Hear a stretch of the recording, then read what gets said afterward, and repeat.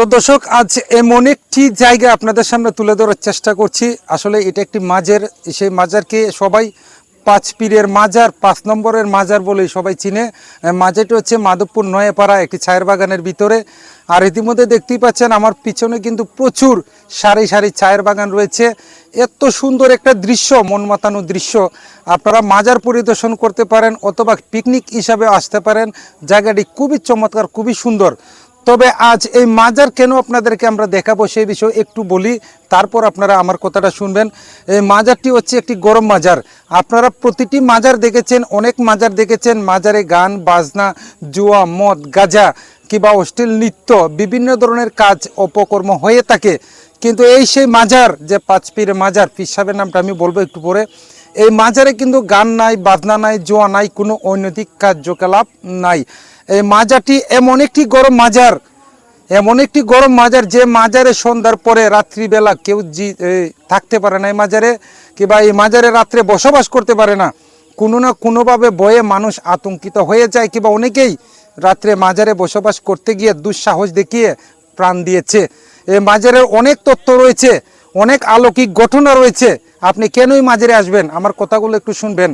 এই মাজারে যিনি খাদেম রয়েছে, পীর সাহেব রয়েছে, ওনার সঙ্গে আমরা কথা বলবো। আরও যারা প্রতিদিন কিংবা প্রতি সপ্তাহে 1-2 বার, বৃহস্পতিবারে কিংবা শুক্রবারে দেশের বিভিন্ন প্রান্ত থেকে কিন্তু আমরা দেখেছি শত শত মানুষ আসে, এবং খালি হাতে আসে না, বিভিন্ন ধরনের বড় আকারে শিরনি নিয়ে আসে। মানুষ কেন এত শিরনি নিয়ে আসে, এত মানুষ কেন আসে? অবশ্যই কোনো না কোনো গুণাগুণ রয়েছে। এই মাজারে এসে মানুষ কিছু না কিছু পাচ্ছে, তাই এত সব ভক্তরা আসছে। আসুন, যারা ভক্তরা এসেছে, কেন এসেছে তাদেরকে জিজ্ঞেস করব।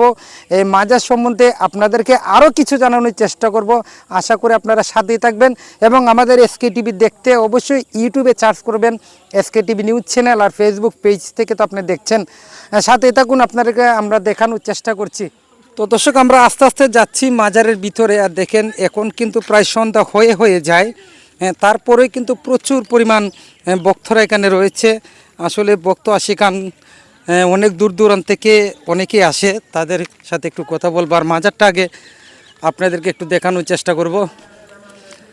মাজারে আসেন, দেখেন মাজারের ভিউটা আপনাদেরকে দেখাই। মাজারের চারিপাশে কি পরিমাণ সৌন্দর্য লীলাভূমি এখানে রয়েছে। দেখেন, প্রচুর চায়ের বাগান, এত সুন্দর দৃশ্য আপনি যদি এখানে না আসেন তাহলে হয়তো দেখতে পারবেন না। আর একদম চা বাগান, পাহাড়ের মাঝখানে কিন্তু মাজারটি রয়েছে। মূলত এই হচ্ছে মাজার। মাজারটি আপনাদেরকে একটু দেখানোর চেষ্টা করছি।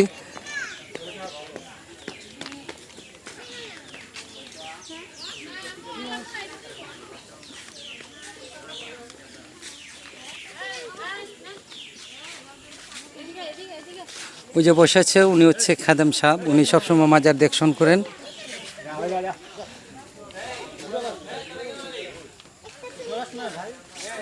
এই যে মাজার শরীফ দেখতে পাচ্ছেন, হযরত শাহ নেওয়াজ মজনু শাহ রহমতুল্লাহ আলাইহি দেখছেন। ওই যে পীর সাহেবের নাম। আমরা মাজারটা একটু ভিতর থেকে দেখানোর চেষ্টা করছি।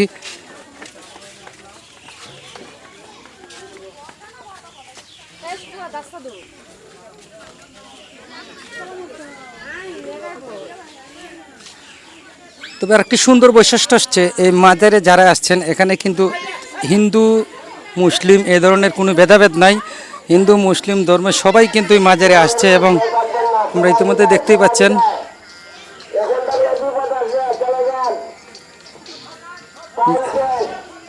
হয়তো 5টা বেজে গেছে, 5টা বাজার কারণে মাইক দিয়ে ঘোষণা দেওয়া হচ্ছে যে যেখানে আছেন মাজার ছেড়ে চলে যাওয়ার জন্য। বাগানে এই যে মাজারটা অনেক সুন্দর, অনেক ভালো আর কি। আমরা যে কামনা করি এখানে আসায় সেটাই কামনা সফল হয়, এই কারণে আমরা আসি।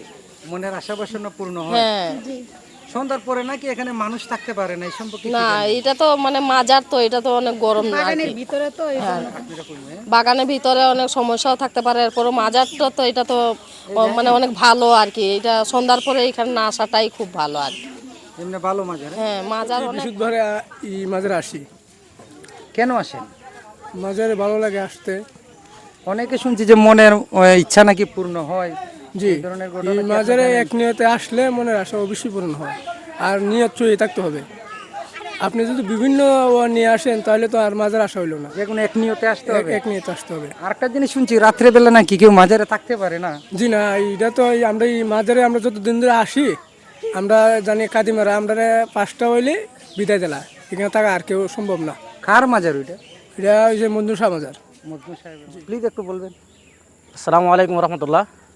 জি দাদা, আপনি যে প্রশ্নটি করেছেন যে মাজার সম্পর্কে এবং এই মাজার সম্পর্কে আমি কোনো পূর্বের কোনো ইতিহাস জানি কিনা, তো ইনশাল্লাহ এই মাজার সম্পর্কে আমার তেমন কোনো ধারণা নাই, বা এই মাজার কেন হয়েছে বা কীভাবে হয়েছে সেটাও আমি বলতে পারতেছি না, কারণ আমি এখানে লোকাল না। আমি এখানে ঘুরতে আসছি, চা বাগান দেখতে আসছি, মানুষের কাছে শুনছি যে এখানে একটা মাজার আছে, তো এই মাজারে মানুষ যায়, সমাগম হয় এখানে, এই জন্য আসছে আর কি, যে এখানে মানুষ পাওয়া যাবে।